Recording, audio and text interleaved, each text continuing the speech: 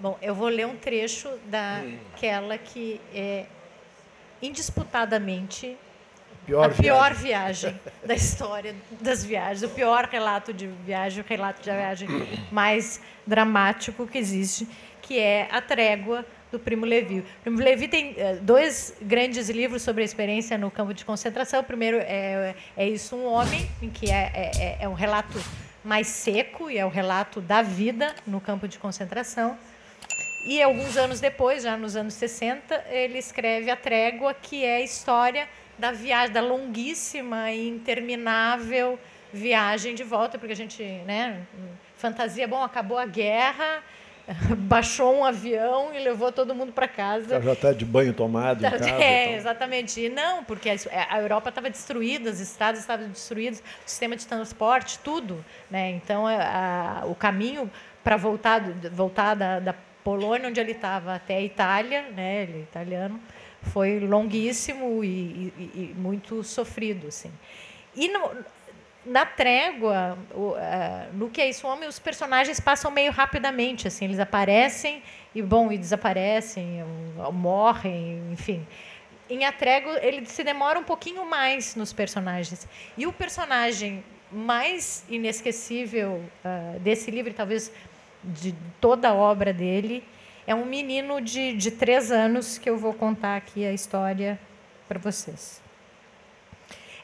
O que acontece é o seguinte: os russos chegaram no campo de concentração, liberaram, enfim, os alemães fugiram, e quem estava com saúde botou o pé na estrada, mesmo que muitos deles tenham morrido, porque era um inverno, e a maioria super fraca, caminhando na neve, acabaram morrendo.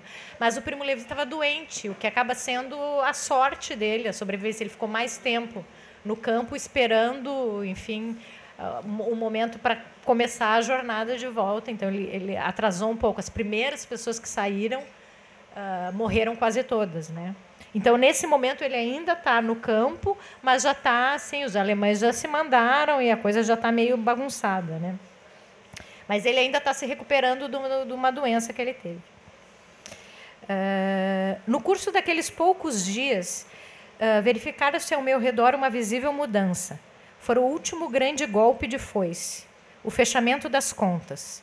Os moribundos estavam todos mortos, enquanto nos outros a vida recomeçava a fluir tumultuosamente. Fora dos vidros, ainda que nevasse bastante, os funestos caminhos do campo não estavam mais desertos. Pululavam num vir e ir alacre, confuso e rumoroso, que parecia ser um fim em si mesmo. Até tarde da noite ouviam-se ressoar gritos alegres ou iracundos, apelos, canções. Não obstante, a minha atenção e aquela dos meus vizinhos de leito raramente conseguia evitar a presença obsessiva, a força mortal de afirmação do menor e do mais inerme dentre nós, do mais inocente, de um menino, de Hurbinek. Hurbinek era um nada, um filho da morte, um filho de Auschwitz. Aparentava 3 anos aproximadamente. Ninguém sabia nada a seu respeito, não sabia falar e não tinha nome. Aquele curioso nome, Hurbinek, foi atribuído por nós, talvez por uma das mulheres que interpretara com aquelas sílabas uma das vozes inarticuladas que o pequeno emitia, de quando em quando. Estava paralisado dos rins para baixo e tinha as pernas atrofiadas, tão adegalçadas como gravetos. Mas os seus olhos, perdidos no rosto pálido e triangular, dardejavam terrivelmente vivos, cheios de busca de asserção, de vontade de libertar-se, de romper a tumba do mutismo. As palavras que lhe faltavam, que ninguém se preocupava em ensinar-lhe, a necessidade da palavra, tudo isso comprimia seu olhar com urgência explosiva. Era um olhar ao mesmo tempo selvagem e humano. Aliás, maduro e judicante, que ninguém podia suportar, tão carregado de força e de tormento. É bom lembrar que, assim, que nesse lugar tinha gente falando todas as línguas do mundo, né? Então, muita gente não se entendia, alguns conseguiam inventar um idioma meio comum, mas, em geral, era uma torre de Babel total de prisioneiros da Europa inteira, né? Ninguém, salvo Henneck, era meu vizinho de cama, um robusto e vigoroso rapaz húngaro de 15 anos, Henneck passava metade dos seus dias junto do catre de Hurbinek. Era maternal mais do que paternal. É bastante provável que, se aquela nossa precária convivência tivesse continuado por mais de um mês, Hurbinek aprenderia a falar com Henneck, certamente mais do que com as meninas polonesas, demasiado doces e demasiado fúteis, que o embriagavam de carícias e de beijos, mas evitavam-lhe a intimidade. Henneck, ao contrário, tranquilo e obstinado, sentava-se junto à pequena esfinge, imune à autoridade triste que dela emanava.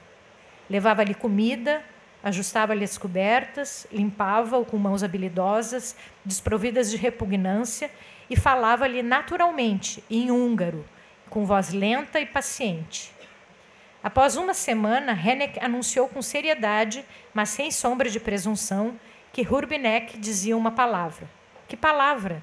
Não sabia, mas uma palavra difícil, não húngara, alguma coisa como masklo, matisklo. De noite ficávamos de ouvidos bem abertos. Era verdade. Do canto de Hurbinek via de quando em quando um som, uma palavra. Não sempre exatamente a mesma, para dizer a verdade, mas era certamente uma palavra articulada. Ou melhor, palavras articuladas ligeiramente diversas. Variações experimentais sobre um tema, uma raiz, sobre um nome talvez. Hurbinek continuou, enquanto viveu, as suas experiências obstinadas. Nos dias seguintes, todos nós o ouvíamos em silêncio, ansiosos por entendê-lo, e havia entre nós falantes de todas as línguas da Europa, mas a palavra de Hurbinek permaneceu secreta.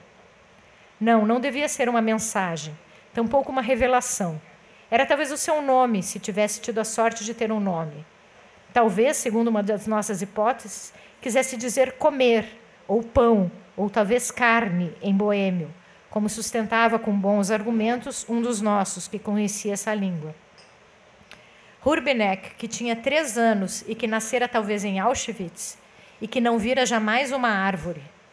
Hurbinek, que combatera como um homem até o último suspiro para conquistar a entrada no mundo dos homens, do qual uma força bestial o teria impedido. Hurbinek, o que não tinha nome, cujo minúsculo antebraço fora marcado mesmo assim pela tatuagem de Auschwitz.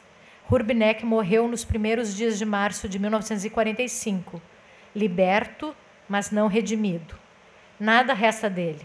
Seu testemunho se dá por meio de minhas palavras.